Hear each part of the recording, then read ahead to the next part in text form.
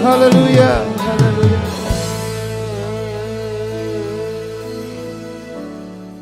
Kami percaya Engkau hadir di tengah-tengah kami pagi hari ini. Engkau akan memberkati setiap kami yang datang dengan hati yang sungguh-sungguh merindukan Engkau Tuhan. Dan ketika Engkau hadir, Engkau akan memberkati, melawat setiap kami. Kami yang sakit disembuhkan, kami yang lemah dikuatkan, kami yang berbeban berat boleh menerima kekuatan, kelegaan oleh lawatan-Mu siang hari ini Tuhan. Kami akan mendengarkan kebenaran firman-Mu. Firman-Mu berkata langit dan bumi akan berlalu, tapi perkataan firman-Mu kekal untuk selama-lamanya. Karena itu Tuhan, biarlah kebenaran yang kekal itulah yang boleh diberitakan di tengah-tengah kami pada pagi hari ini. Terpujilah Engkau Bapa, di dalam nama Tuhan Yesus Kristus, Tuhan dan Juru Selamat kami berdoa dan kami sambut kebenaran firman-Mu. Haleluya, haleluya. Amin. Silakan duduk. Salam. Salam sejahtera bagi kita semua. Bapak Ibu Saudara yang dikasihi oleh Tuhan Yesus Kristus, mari kita buka Alkitab kita di dalam 2 Timotius pasal 3 ayat 14 sampai ayat yang ke-17. 2 Timotius pasal 3 ayat 14 sampai ayat yang ke-17. Saya bacakan bagi kita semua. Tetapi hendaklah engkau tetap berpegang pada kebenaran yang telah engkau terima dan engkau yakini, dengan selalu mengingat orang yang telah mengajarkannya kepadamu. Ingatlah juga bahwa dari kecil engkau sudah mengenal kitab suci yang dapat memberi hikmat kepadamu dan menuntun engkau kepada keselamatan oleh iman kepada Kristus Yesus. Segala tulisan yang diilhamkan Allah memang bermanfaat untuk mengajar, untuk menyatakan kesalahan, untuk memperbaiki kelakuan dan untuk mendidik orang dalam kebenaran. Dengan demikian tiap-tiap manusia kepunyaan Allah diperlengkapi untuk setiap perbuatan baik. Bapak Ibu Saudara yang dikasihi oleh Tuhan Yesus Kristus, tema khotbah saya pada pagi hari ini yaitu sola scriptura ya. Ini satu istilah yang mungkin tidak asing bagi Bapak Ibu, dan ketika kita bicara tentang reformasi gereja, maka istilah ini selalu dikaitkan dengan reformasi gereja Kristen Protestan ya. Pada tanggal 31 Oktober 1517 seorang tokoh gereja yang bernama Martin Luther ya, dia tampil pada saat itu dengan mengumandangkan, menyerukan beberapa dalilnya mengenai pentingnya orang Kristen menjadikan Alkitab sebagai sumber dan otoritas tertinggi dalam kehidupannya. Istilah itu yang kita kenal dengan sola scriptura. Hanya Alkitab, hanya kitab suci, hanya firman Tuhan. Karena memang orang Kristen percaya bahwa Alkitab merupakan kanon atau patokan atau panduan ya, yang mengatur seluruh kehidupan orang percaya dalam perjalanan hidupnya sehingga dia berjalan di dalam jalannya Tuhan. Kita percaya bahwa Alkitab Perjanjian Lama yang terdiri dari 39 kitab dan Alkitab Perjanjian Baru 27 kitab. Kita percaya bahwa segala tulisan yang tertulis di dalam Alkitab yang kita pegang hari ini diilhamkan Allah. Amin. Diilhamkan oleh Roh Kudus. Dan dalam pengilhaman itu Allah memakai hamba-hambanya. Memakai para nabi di dalam Perjanjian Lama. Lalu memakai para rasul di dalam Perjanjian Baru. Mereka menuliskan di dalam tuntunan Roh Kudus. Mereka menuliskan apa yang menjadi kehendak Tuhan bagi umatnya. Dan itu yang menjadi panduan bagi kita. Alkitab itu adalah firman Allah yang sangat berguna bagi kita sebagai orang percaya, yang menjadi sumber, yang menuntun dan memandu kehidupan orang percaya untuk kita berjalan dalam panggilan dan rencana Tuhan. Karena memang hidup kita di dunia ini sebagai seorang musafir yang sedang menjalani perjalanan, bahkan mungkin itu perjalanan salib, perjalanan Via Dolorosa, dan endingnya semua kepada tujuan kekekalan.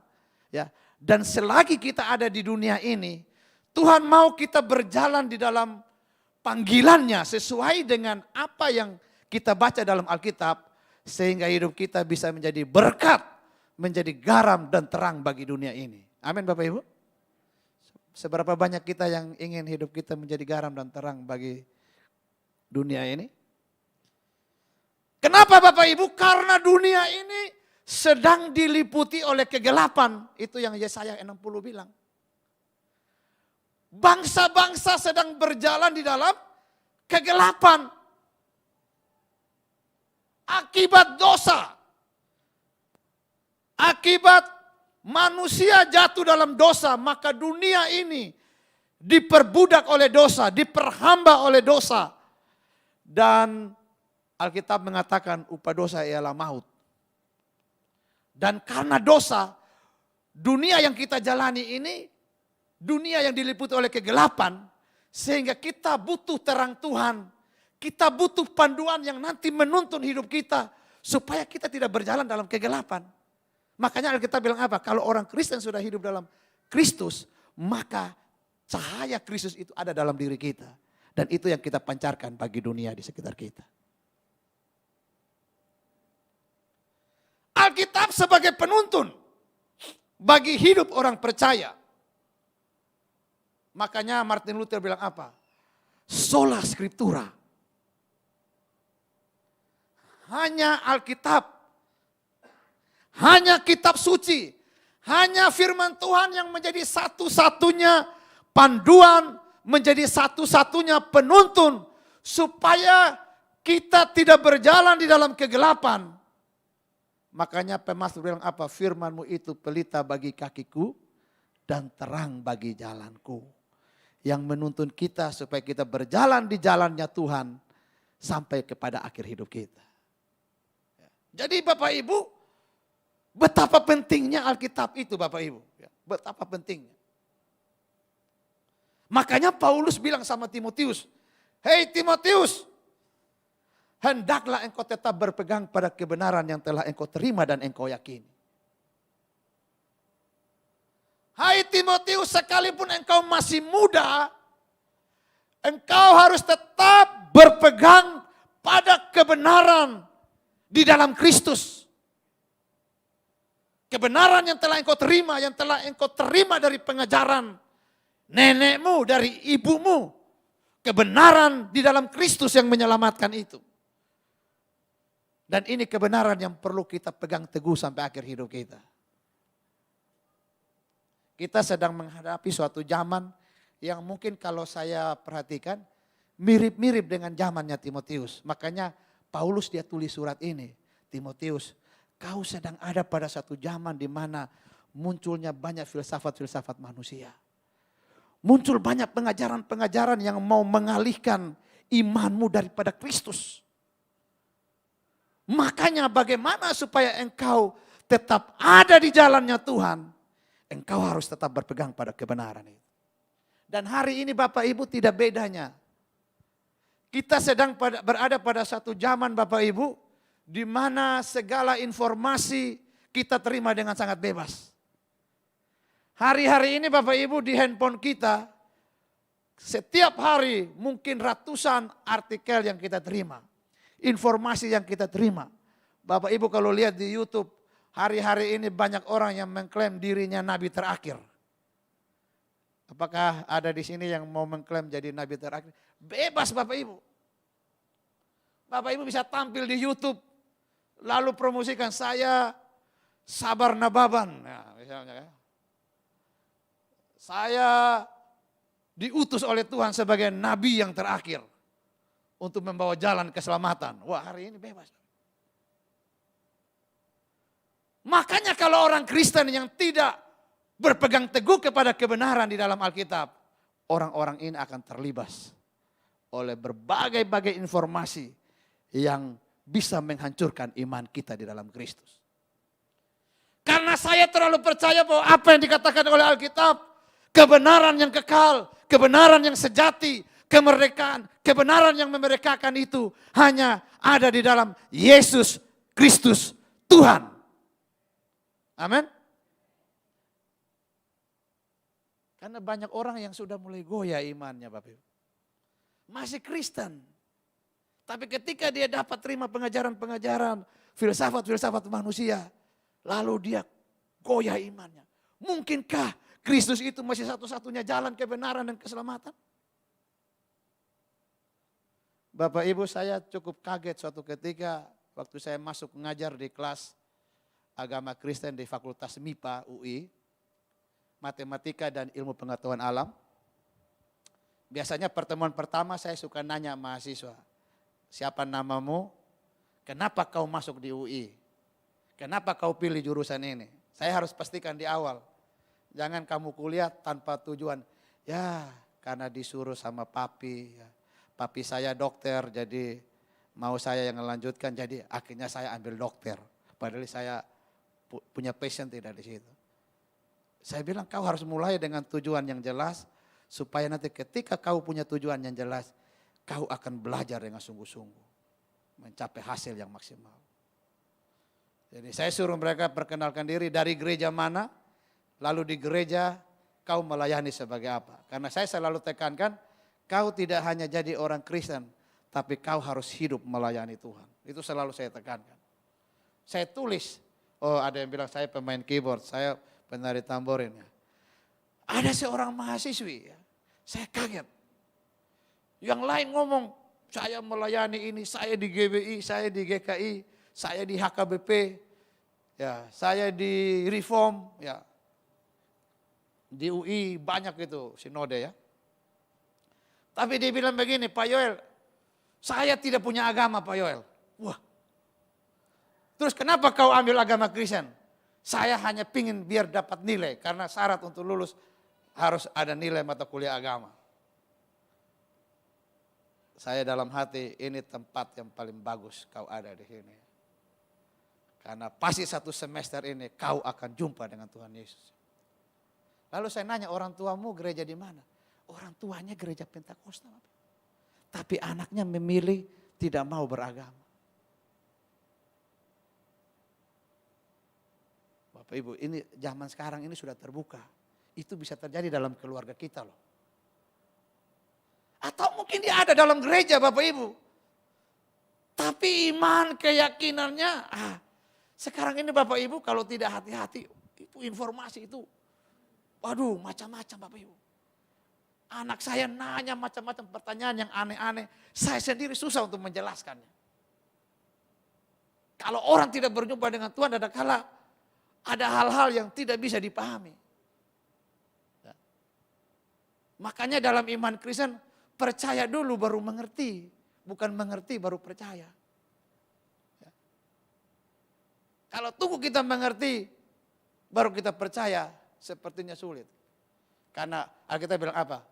Orang harus mulai dulu dengan iman. Karena tanpa iman tidak mungkin dia berkenan kepada Allah. Harus percaya dulu. Ketika kita percaya, kita akan mengerti kebenaran-kebenaran yang merdekakan. Memberikan kita di dalam Alkitab. Ini zamannya Bapak Ibu, makanya Paulus bilang apa? Tetap engkau berpegang pada kebenaran. Nah hari ini Bapak Ibu, di setiap kita ini ada Alkitab. Yang tertulis. Dan kita percaya bahwa itu adalah firman Tuhan. Kita harus percaya dulu di situ. Kita harus punya pengakuan iman itu dulu. Aku percaya bahwa Alkitab perjanjian lama dan perjanjian baru adalah firman Tuhan. Karena Alkitab itu adalah firman Tuhan Bapak Ibu. Maka Alkitab itu punya manfaat yang luar biasa bagi kita. Kalau kita lihat dalam Alkitab, ya, Alkitab memberikan informasi yang sangat banyak tentang betapa hebatnya, betapa dahsyatnya, betapa luar biasanya kuasa daripada kitab suci itu. Kuasa daripada firman Tuhan itu. Kitab Kejadian pasal 1, penulis kitab Kejadian sudah memulai bahwa langit dan bumi ini diciptakan oleh Tuhan, oleh perkataan Tuhan. Tuhan berkata, hari pertama jadilah terang, maka jadilah. Hanya oleh perkataan firman Tuhan, langit dan bumi ini diciptakan oleh Tuhan Allah. Dan hal itu juga yang akan terjadi bagi setiap orang percaya. Bahwa kalau kita sungguh-sungguh hidup dalam kebenaran firman Tuhan, maka kuasa firman Tuhan yang menciptakan langit dan bumi itu akan terjadi dalam hidup kita. Dia sanggup menciptakan hal-hal yang terbaik di dalam hidupmu. Amin Bapak Ibu. Masih percaya kepada firman Tuhan? Harus percaya dengan sungguh-sungguh Bapak Ibu. Orang datang ke dukun aja percaya dukun, bisa percaya sungguh-sungguh ya. Betul enggak? Bapak Ibu lihat orang yang datang ke paranormal itu orang yang sekolah atau yang tidak? Pendidikan tinggi, artis-artis, pejabat-pejabat. Tapi Bapak Ibu bisa lihat ketika dia datang ke paranormal itu ngomong apapun dia percaya, Bapak Ibu bayangkan. Padahal sudah dilakukan survei, apa yang dilihat oleh paranormal itu sifatnya hal-hal yang umum.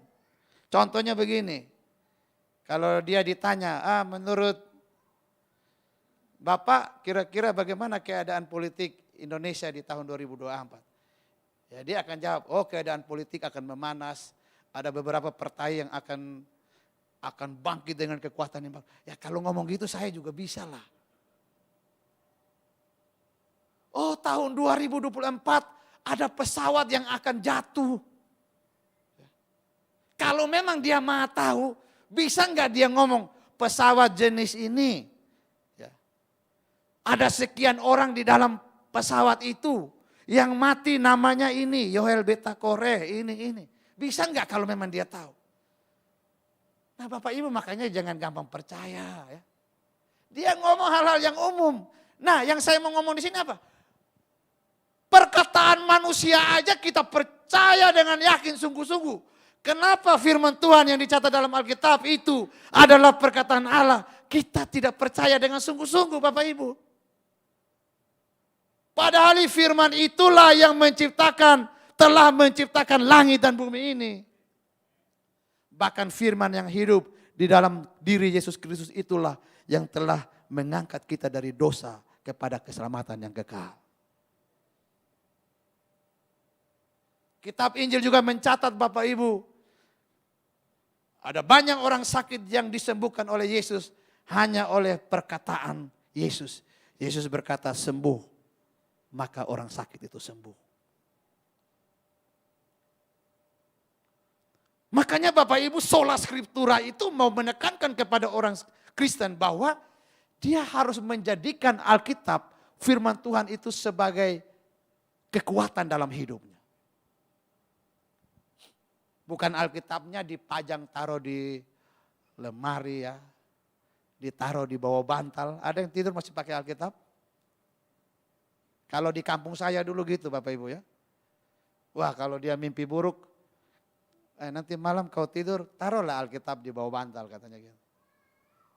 Ibu-ibu kalau lagi mengandung supaya janinnya tidak diganggu sama setan, dia tidur tiap malam pakai Alkitab.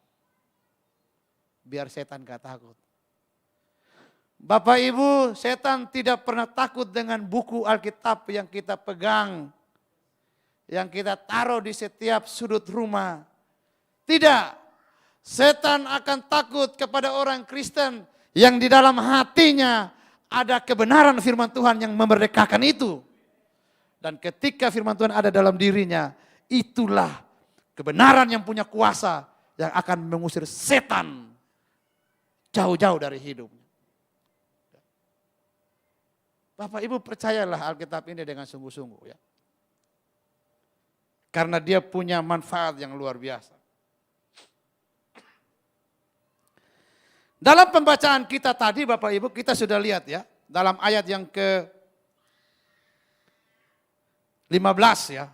Ingatlah juga bahwa dari kecil engkau sudah mengenal kitab suci yang dapat memberi hikmat kepadamu. Ya.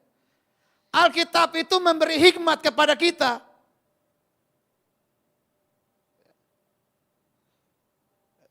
Kemarin, minggu lalu saya KKR di Manado. Di beberapa daerah, Manado, Tomohon, Kota Mobagu, dan terakhir KKR malam terakhir di salah satu kampung namanya Sangtong Bolang ya. Lalu diceritakanlah sama pendetanya bahwa koordinator yayasan di sini seorang ibu yang tidak bisa membaca. Karena tidak pernah sekolah. Tapi ketika dia berjumpa dengan Tuhan Yesus, dia dibaptis. Lalu dia baca-baca. Waktu pertama kali pegang Alkitab, pegangnya terbalik Bapak Ibu. Tapi hari ini dia bisa membaca Alkitab dengan lancar. Dan kalau ngomong sama dia itu keluarnya ayat-ayat Alkitab semua. Alkitab itu memberikan hikmat.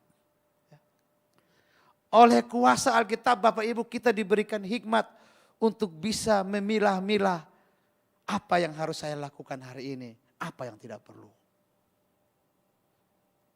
Ketika kebenaran Alkitab itu ada dalam hati kita Bapak Ibu, kita bisa tahu membedakan mana kehendak Allah dan mana bukan kehendak Allah. Mana yang merupakan maunya Tuhan bagi kita hari ini dan mana yang bukan maunya Tuhan. Makanya di sini Paulus bilang apa? Engkau tetap berpegang pada kebenaran yang telah engkau terima. Karena kitab suci itu memberi hikmat. Menuntun engkau kepada keselamatan. Alkitab menuntut kita kepada keselamatan. Alkitab ini yang memandu kehidupan kita setiap hari. Tingkah laku kita, perbuatan kita. Supaya kita tetap berjalan di dalam keselamatan yang sudah Tuhan sediakan bagi kita. Dan di dalam Alkitab itu Bapak Ibu, kita bisa menemukan berita-berita tentang jalan keselamatan bagi kita. Kalau mau menemukan jalan keselamatan Bapak Ibu, ada di dalam Alkitab. Lalu dalam ayat yang ke-16, di situ firman Tuhan berkata, segala tulisan yang diilhamkan Allah bermanfaat. Alkitab itu bermanfaat Bapak Ibu bagi kita. Apa manfaatnya? Di sini dikatakan untuk mengajar. Alkitab itu mengajar. Ketika kita mendengar khotbah, kita membaca Alkitab.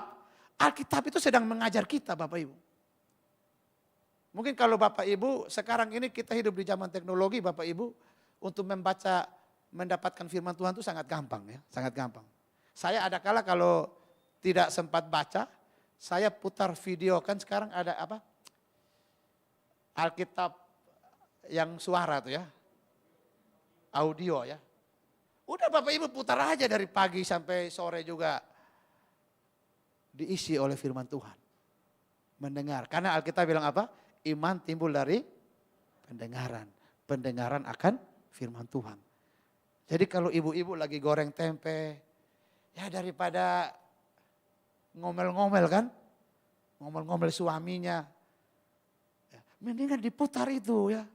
Alkitab suara itu. Wah sambil dengar ya. Iman kita bertumbuh. Karena iman timbul dari pendengaran. Dengar aja Bapak Ibu. Oh gak ngerti, dengar saja. Ada saatnya di mana Roh Kudus akan memberikan iluminasi, penerangan-penerangan. Oh ternyata ini ayat ini maksudnya seperti ini.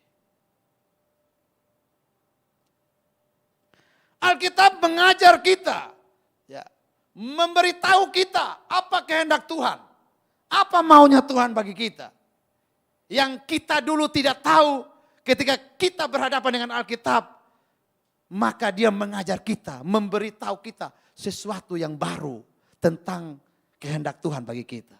Tentang iman Kristen. Nah bagaimana kita bisa mengerti iman Kristen kalau kita tidak pernah membaca. Kita tidak pernah datang kepada Alkitab itu. Alkitab itu mengajar, memberitahu kita informasi pengetahuan tentang Tuhan, tentang Allah, tentang kehendak Tuhan bagi kita. Lalu dalam ayat ini juga dikatakan Alkitab itu bermanfaat untuk apa? Untuk menyatakan kesalahan. Mau tahu kesalahan hidup kita? Kita buka Alkitab, Bapak Ibu. Karena bisa saja menurut tradisi, menurut budaya itu benar. Belum tentu menurut Alkitab benar. Makanya saya selalu tekankan, biasa kalau di kelas itu kan, kalau diskusi mahasiswa suka, ya mahasiswa kan punya argumen-argumen. Pak Yoel boleh kan pacaran dengan beda seiman ya? Nanti baru saya injili katanya gitu. Saya bilang saya tidak memberikan toleransi pacaran sebagai media penginjilan. Ya. Boleh Pak Yoel, nanti saya injili, jiwanya buat Tuhan, orangnya buat saya katanya gitu ya. Jadi manfaatnya dua katanya. Saya bilang gak boleh. Alkitab sudah memberikan panduan bahwa kita haruslah pasangan yang seiman, pasangan yang seimbang di dalam Kristus. Jangan lagi berargumen. Karena panduan hidup orang percaya dalam segala hal adalah Alkitab. Kalau Alkitab bilang apa ya udah kita ikut. Ya. Apalagi itu untuk hal yang baik ya. Nah, dia menyatakan kesalahan, memperbaiki kelakuan. Ya. Ada banyak kelakuan-kelakuan kita yang tidak benar. Sikap kita, perkataan kita, perilaku kita. Nah, Alkitab itu bermanfaat untuk memperbaiki kelakuan dan mendidik orang dalam kebenaran. Setiap kali kita berjumpa dengan Alkitab, dengan firman Tuhan, apapun bentuknya, baik dalam khotbah, dalam renungan, kita membaca Alkitab, kita sedang menerima pendidikan kebenaran di dalam Kristus. Kita dididik, dibina, dibentuk agar hidup kita berjalan sesuai dengan kebenaran Kristus. Dan nanti dalam ayat yang ke-17 dikatakan, dengan demikian tiap-tiap manusia kepunyaan Allah diperlengkapi untuk setiap perbuatan baik. Jadi Bapak Ibu, kalau kita sudah berjumpa dengan Alkitab firman Tuhan itu, yang manfaatnya luar biasa, makanya nanti Bapak Ibu kita diperlengkapi untuk setiap perbuatan baik. Makanya kalau orang yang mencintai firman Tuhan, pasti hidupnya akan terus semakin hari semakin baik. Pasti beda. Pasti beda Bapak Ibu. Nah Bapak Ibu saudara yang dikasihi oleh Tuhan Yesus Kristus. Ada banyak manusia yang dia hidup dalam dosa, dia frustrasi, tanpa pengharapan, dan ingin bunuh diri. Dan orang-orang ini mereka mengalami perubahan hidup setelah mereka berjumpa dengan firman Tuhan. Dan ini satu kenyataan yang bisa kita lihat dalam perjalanan kehidupan manusia di dunia ini. Makanya ada seorang bapak gereja yang bernama Athanasius. Suatu ketika dia membuat daftar kitab-kitab kanon perjanjian baru yang kita pegang hari ini, ada 27 kitab. Lalu dia menuliskan sebuah pesan seperti ini. Dia katakan, inilah sumur keselamatan. Sehingga mereka yang haus boleh memuaskan diri dari firman yang ada di dalamnya. Athanasius dia mau mengatakan begini. Bagi manusia yang sedang haus, yang jiwanya dahaga, yang tidak punya harapan hidup, yang gelap masa depannya, maka dia harus datang kepada sumur keselamatan. Dia harus datang menjumpai firman Tuhan. Dia harus datang mengambil Alkitab, membaca dan merenungkannya. Maka di situ dia akan mendapatkan jalan keselamatan yang sebenar. Bapak Ibu, apakah kita masih tetap mencintai, mengasihi firman Tuhan? Lebih banyak mana yang kita dengar dan kita baca setiap hari? Tiap hari Bapak Ibu baca ya. Baca ya. Sehari satu pasal, nggak usah banyak-banyak ya. Jangan hari ini 10, lalu besok kosong gitu ya. Konsisten dan continue ya. Satu pasal terus. Ya, GBI kan punya apa? Mesbah keluarga ya, yang setiap hari dikirim. Itu ada lagu apa ya, lalu ayatnya dari mana, renungan. Coba kita biasakan baca Bapak Ibu. Saya sudah menjumpai orang-orang yang konsisten dan kontinu dia membaca firman Tuhan, hidupnya berubah. Dan ketika dia membaca Bapak Ibu, maka dia menerima kekuatan, kuasa untuk menjalani hari-hari yang ada di depannya. Nah Bapak Ibu Saudara yang dikasihi oleh Tuhan Yesus Kristus, kita sudah melihat bahwa Alkitab itu merupakan sumber kehidupan orang percaya, menjadi landasan kehidupan orang percaya, dan Alkitab ini punya manfaat yang luar biasa bagi kita. Firman-firman yang kita baca, perintah-perintah Tuhan yang kita baca dalam Alkitab, itu semua bertujuan untuk membawa kita menikmati hidup damai sejahtera dalam Tuhan, sukacita, berkat-berkat Allah. Karena kalau kita baca dalam Mazmur pasal 1, coba ditampilkan Mazmur pasal 1 ayat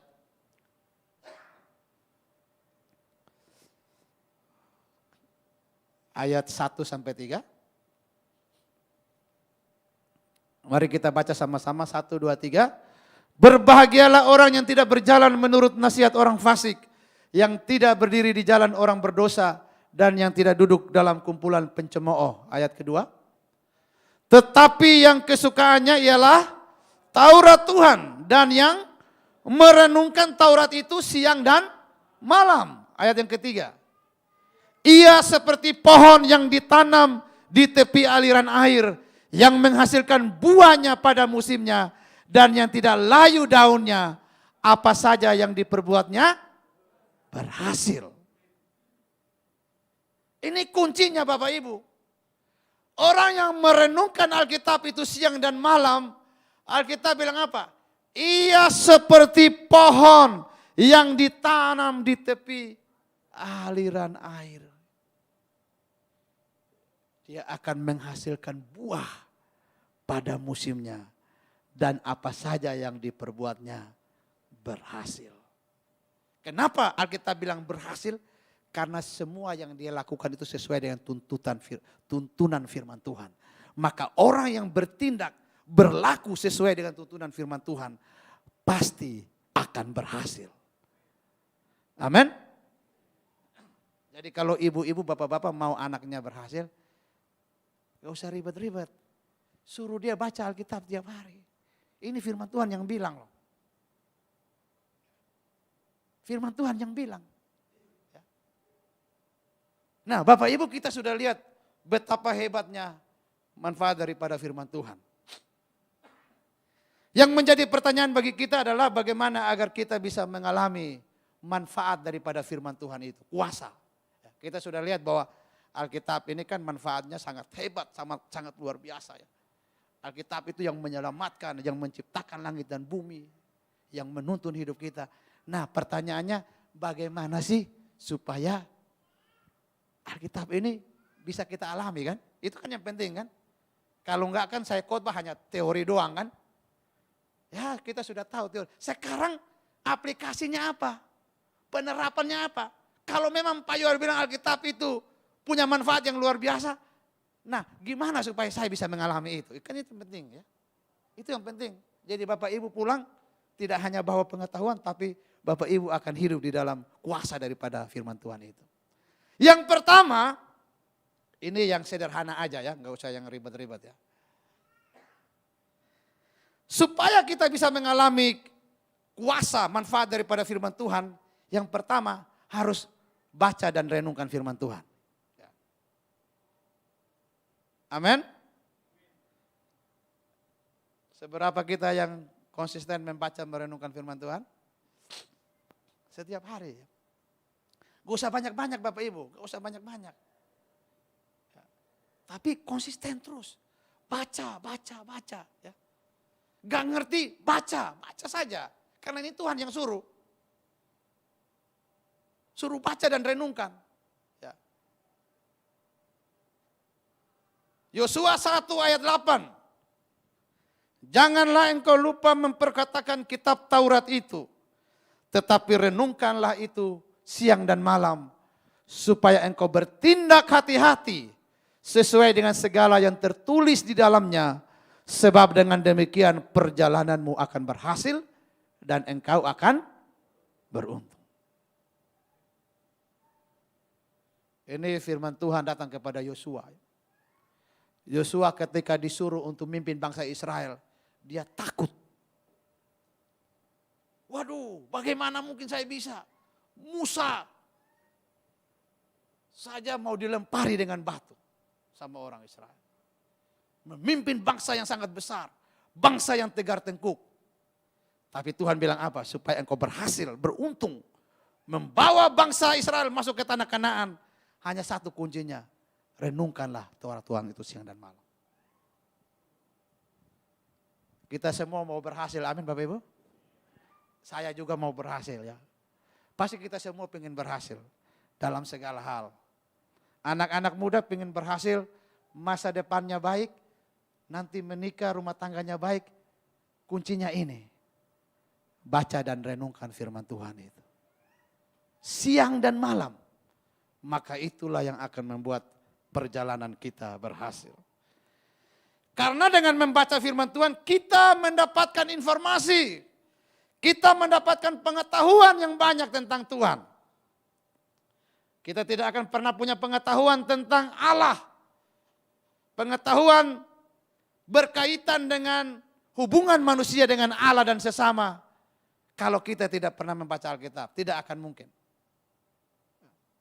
Karena dengan membaca itu kita mengumpulkan banyak hal ya. Mahasiswa juga kan disuruh sama dosennya, kalau kau mau pintar banyak baca buku. Sudah baca aja. Apalagi sekarang untuk baca nggak susah ya. Kita bisa di internet, kalau rajin baca aja ya. Saya menugaskan mahasiswa, wah mereka punya hasil makalahnya keren Bapak Ibu ya.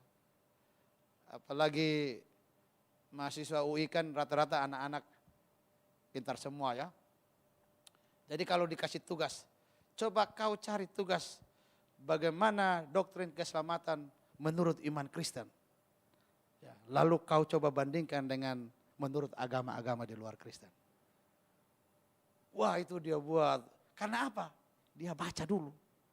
Baca dari beberapa sumber, dia cari di Google, internet ya. Ya, dia baca lalu dia ringkas, dia buat sebuah sinopsis ya. Lalu hasilnya dia presentasi. Wah, memang kalau sekarang ini orang gak perlu sekolah formal juga sekarang bisa pintar Bapak Ibu. Gimana caranya? Ya banyak baca aja. Bapak Ibu mau bisa quote, bisa mengajar Alkitab, gak harus sekolah teologi juga bisa pintar. Gimana? Baca. Terutama baca Alkitab kan, nah, dari Kejadian sampai Wahyu. Wah. Jadi baca itu, dengan kita membaca kita akan tahu banyak hal ya. Termasuk ketika kita membaca Alkitab, kita akan tahu maunya Tuhan bagi kita. Kehendak Tuhan bagi kita. Jadi yang pertama, supaya kita mengalami kuasa daripada firman Tuhan, baca dan renungkan firman Tuhan, maka perjalananmu akan berhasil dan engkau akan beruntung. Lalu yang kedua, jadikan firman Tuhan itu sebagai cermin. Ya. Jangan jadikan Alkitab sebagai spion. Ini dua benda yang berbeda ya, kegunaannya. Kalau cermin, kita bercermin untuk melihat bagaimana keadaan kita. Bagaimana keadaan wajah saya, apakah sudah baik-baik? Maka saya datang bercermin di sebuah cermin. Kalau spion berbeda, spion kita untuk mengamat-amati orang lain. Spion di kendaraan, di mobil atau di motor, tujuannya kita bukan untuk mengamat-amati orang lain ya. Nah Bapak Ibu, untuk mengalami kuasa daripada firman Tuhan, setiap kali engkau membaca Alkitab, engkau mendengarkan khotbah-khotbah firman Tuhan, jadikan itu sebagai cermin untuk melihat dirimu. Tadi kan manfaatnya untuk mengajar, mendidik, memperbaiki kelakuan. Ketika kita baca bagian firman Tuhan ini, kita lihat. Kita bercermin. Sudahkah diri saya sesuai dengan apa yang saya baca ini?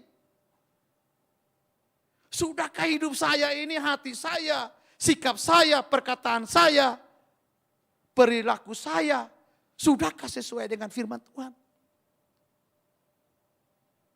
Jadikan Alkitab sebagai cermin Bapak Ibu. Jangan sebagai spion. Ya. Kalau sebagai spion itu dia baca Alkitab, tapi untuk menilai orang lain. Untuk menilai istrinya. Ada orang begitu kan? Ada jemaat yang ketika dia dengar khotbah bagus di hari Minggu, dia rekam gitu ya. Misalnya suaminya nggak datang ke gereja. Baru dia bilang, ini pas dengan suami saya nih ya. Pulang dia mulai panggil, sini Pi, firman Tuhan berkata. Ini orang yang membaca Alkitab, jadikan Alkitab sebagai spion Bapak Ibu.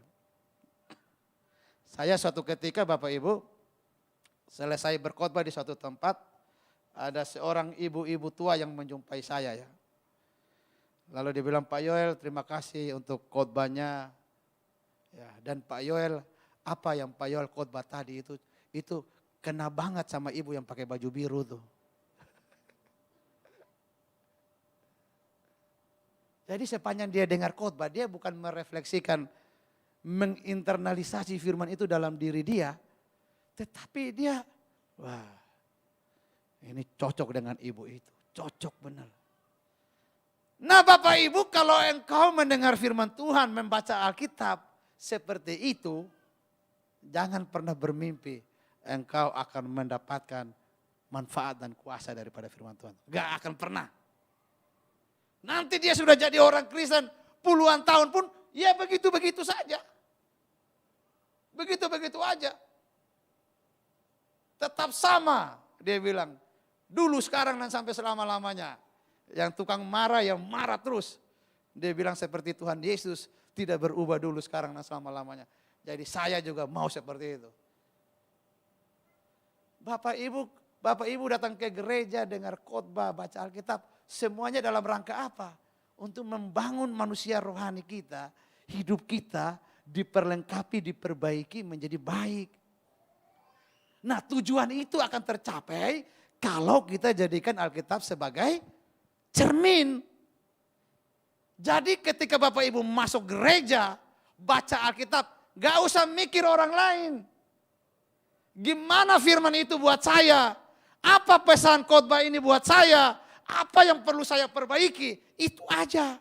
Gak usah mikir suamimu, istrimu. Biarkan dia yang akan bercermin sendiri. Karena ketika engkau mulai bercermin dengan baik, hidupmu berubah. Maka engkau akan menjadi berkat bagi suamimu, bagi istri dan anak-anakmu. Amin. Itu tujuannya Bapak Ibu. Kalau enggak, saya sudah khotbah capek-capek. Karena dalam ilmu homiletik Bapak Ibu, salah satu tujuan daripada khotbah itu adalah apa?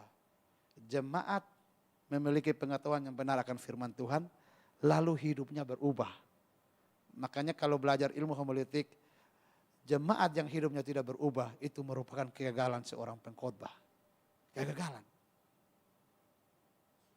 Ya, jadi perlu kita bercermin Bapak Ibu ya. Bukan untuk menyindir salah orang lain.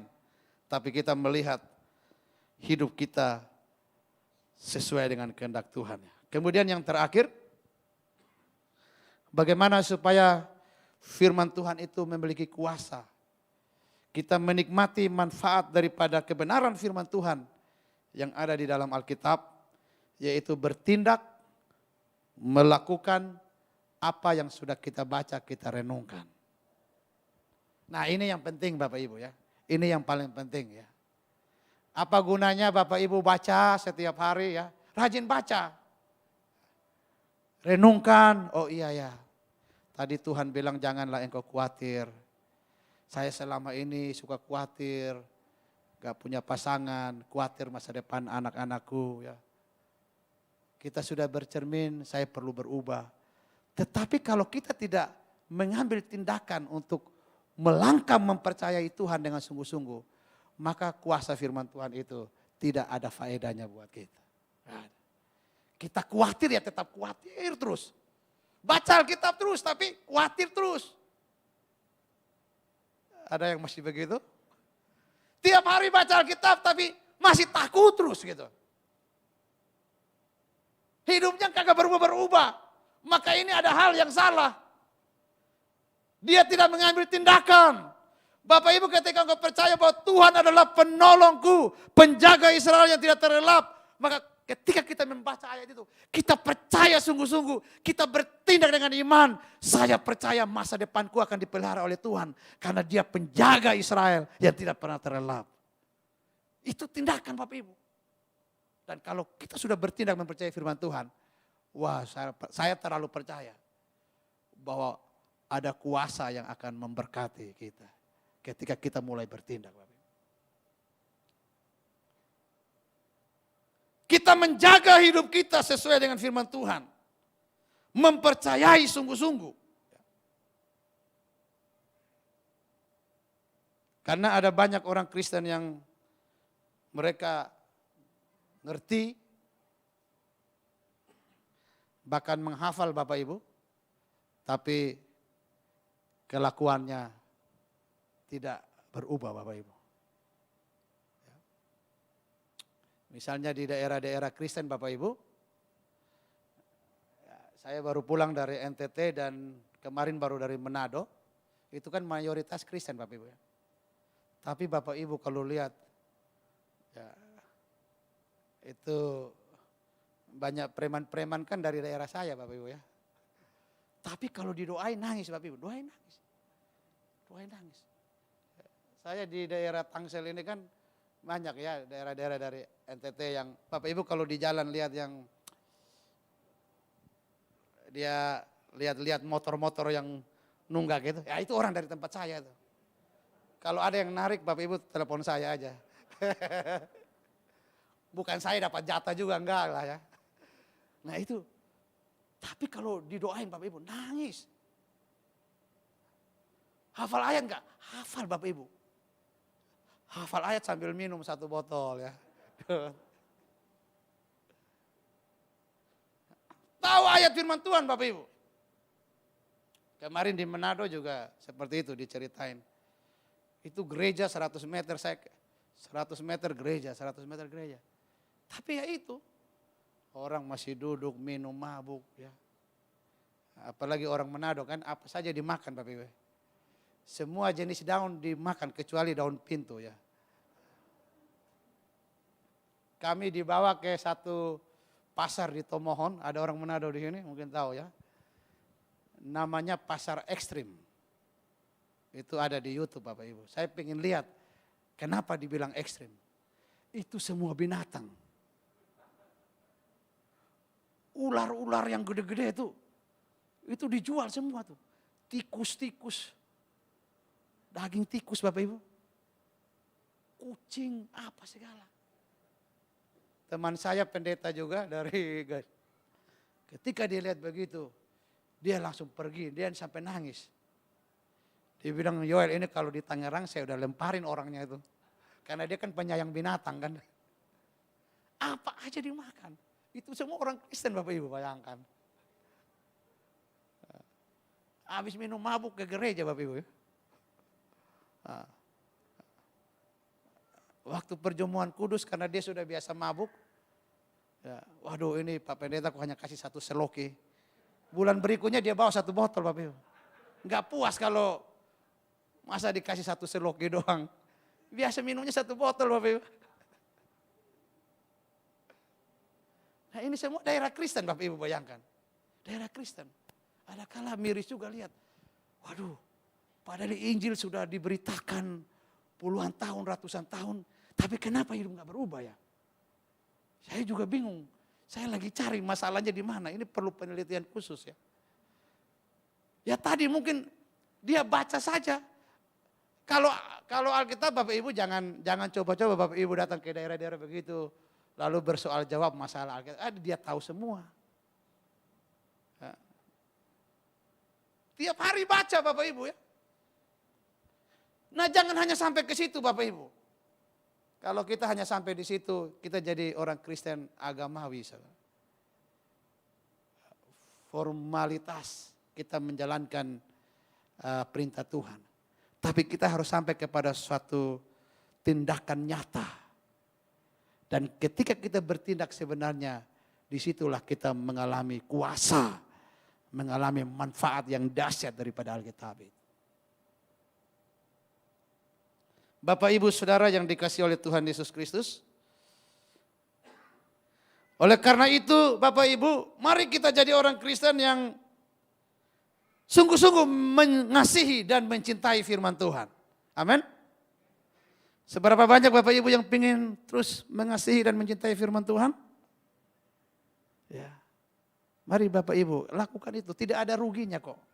Tidak akan pernah rugi ya. Bapak Ibu sisihkan waktu ya. Apakah di tempat kerja, baca. Karena kan ada yang bilang begini, Alkitab firman Tuhan itu sebagai apa? Makanan rohani kan. Artinya kalau satu hari Bapak Ibu tidak kasih makan rohaninya, maka bisa dipastikan bahwa rohani kita tidak akan mengalami pertumbuhan yang baik. Jangan hanya kasih makan jasmaninya. Jasmaninya satu hari makan 3 kali kan. Belum termasuk cemilan dan lain-lain kan. Ya, kalau di Manado kemarin, waduh, orang Manado itu kalau bilang makan itu benar-benar. Apalagi karena hamba Tuhan. Itu semua jenis makanan ada, saya bingung juga. Semua jenis makanan, ikan dibikin berapa macam gitu. Semua jenis berkaki 2, berkaki 4, semua ada Bapak Ibu. Kalau udah makan. Nah Bapak Ibu, betapa pentingnya makanan bagi tubuh kita. Tapi terlebih penting adalah makanan rohani ini Bapak Ibu. Karena makanan rohani ini yang membawa kita sampai kepada kekekalan. Bahkan makanan rohani inilah yang akan memampukan kita untuk mengalami kuasa dan berkat-berkat Tuhan dalam hidup kita. Dan makanan rohani kebenaran firman Tuhan inilah yang akan menjadikan kita garam dan terang bagi dunia ini. Mari Bapak Ibu kita terus mengasihi Tuhan melalui membaca merenungkan firman Tuhan, melakukan firman Tuhan. Carilah Tuhan dengan segenap hatimu melalui firman-Nya. Maka firman itu yang akan menuntun dan menguatkan kehidupan kita. Amin buat firman Tuhan. Mari kita semua bangkit berdiri.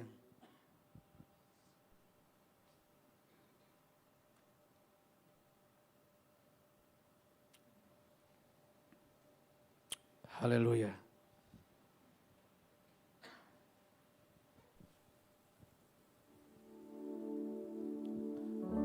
Musim akan selalu berganti. Kasih Tuhan tetap abadi. Tak akan berubah sampai selamanya. Ku tetap percaya. Ku yakin Tuhan memberkati.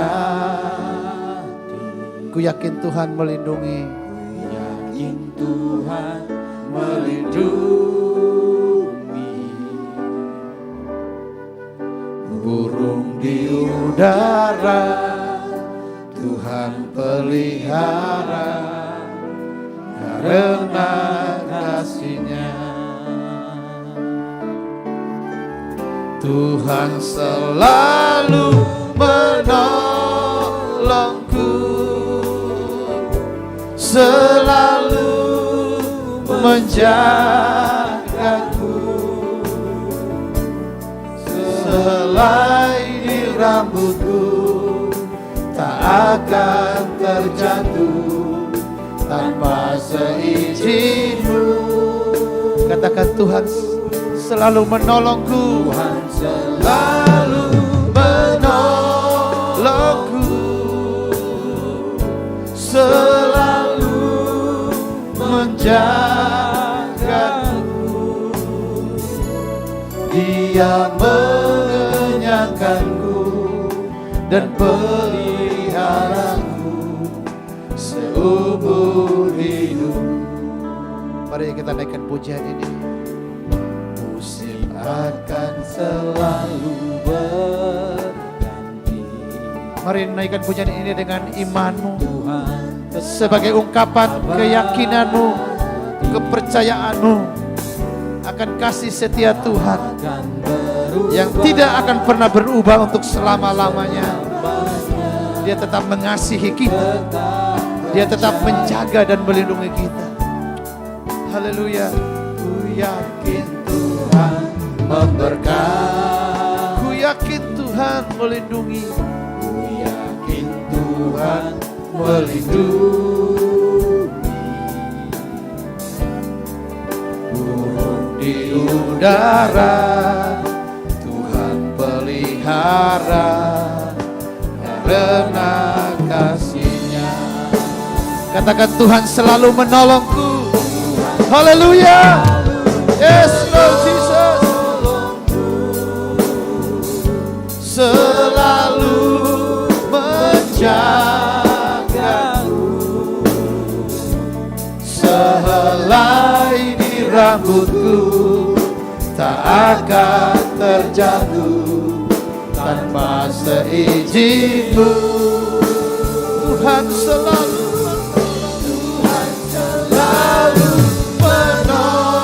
menolongku, selalu menjagaku. Dia mengenyangkanku dan peliharaku seumur hidupku. Mari sejenak engkau berdoa di hadapan Tuhan secara pribadi. Kita sudah mendengar pesan Tuhan pagi hari ini. Kita boleh melihat bagaimana langit dan bumi ini jadi oleh karena firman Tuhan. Dalam diri Yesus Kristus, firman yang hidup itu boleh menyelamatkan kita manusia yang berdosa. Mujizat terjadi oleh perkataan firman Tuhan. Dan firman Tuhan itu mengajar, menuntun, memperbaiki, menyatakan kesalahan, memperbaiki kelakuan kita. Betapa hebat, betapa dahsyatnya kuasa firman Tuhan itu. Mari hari ini kita mengasihi Tuhan dengan sungguh-sungguh. Mengasihi kebenarannya yang memerekakan dan memberkati kita. Sehingga kita boleh mengalami kuasa daripada kebenaran firman Tuhan. Tuhan, Engkau memberkati setiap umat-Mu pagi hari ini Tuhan. Engkau meteraikan firman-Mu dalam kehidupan setiap umat-Mu. Memberkati umat-Mu dengan kuat kuasa-Mu Tuhan. Engkau Allah sumber pertolongan kami, Allah yang kami andalkan Tuhan. Biarlah kami boleh menjadi pelaku-pelaku kebenaran firman-Mu Tuhan.